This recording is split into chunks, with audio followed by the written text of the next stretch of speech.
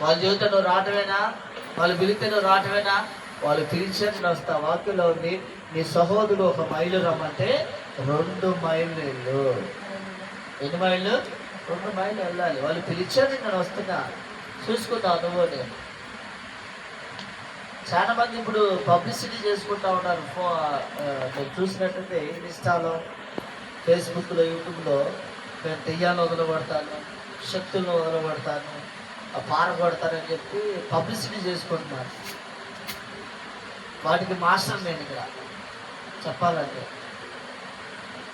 అంటే ఆ వరం దేవుడు ఇచ్చాడు నాకు. ఆ వరం ఉన్న వాళ్ళు ప్రత్యేకంగా ప్రేయర్ చేయాల్సిన అవసరం లేదు. నిలబడితే చాలు, పారిపోతాయి. దేవుని స్తోత్రం. ఆ వరం ఇచ్చింది ఎవరండి? కదా. ఎవరిని కనపరచాలి? దేవుడే కనపరచాలి. ఎవరిని భయపరచాలి?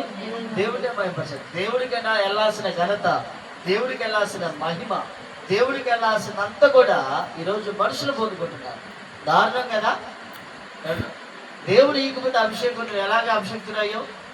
దేవుడు ఇకపోతే ఆ శక్తి నీకు యాడ్ నుంచి వచ్చింది? దేవుడు ఇకపోతే ఆ వరం మనకి యాడ్ నుంచి వచ్చింది? రాదు కదా. ఆ విషయాన్ని గ్రహించాలి ప్రతి ఒక్కరు కూడా. అయితే ఈ రాత్రికాల సమయన నిశ్చయముగా దీర్ఘాయుష్యత దావీదు గారిని ఎలాగైతే తృప్తిపరుస్తారని వాగ్దానం చేశాడు. ఆ వాగ్దానం దావీదు గారికే కాదు, ఈ రాత్రి చేరి వచ్చిన నీకు నాకు మన అందరికీ కూడా. దేవుని స్తోత్రం. నిశ్చయముగా దావీదు గారిని మాత్రమే దేవుడు రక్షించడానికి భూమి మీదకి రాలేదు, ఆయన అందరినీ రక్షించడానికి భూమి మీదకి వచ్చాడు. నేను పాపుల కోసమే వచ్చాను. కాబట్టి రోగంతో ఉన్నవాడికే వైద్యుడు అవసరం, కానీ ఆరోగ్యంగా ఉన్నవాడికి వైద్యుడు అవసరం లేదు. యేసుప్రభువు వారు అంటే పరిశీలనతోనూ శాస్త్రులతోనూ చాలా స్పష్టంగా చెప్పిన మాట అది. నేను పాపులను పిలవచ్చుని కానీ నీతిమంతులను పిలవడానికి రాలేదు. వాళ్ళు రోగంతో ఉన్నారు, వాళ్ళకి నేను అవసరం. నేనే వైద్యుడిని, పరమ వైద్యుడు నేనే, పరమ డాక్టర్ నేనే. వాళ్ళకి నేను అవసరం. దీర్ఘాయుష్యత నేను వారిని తృప్తిపరుస్తాను. నా రక్షణ ఖచ్చితంగా చూపిస్తాను, రక్షిస్తాను అని ప్రామిస్ చేశాడు దావీదు గారితో.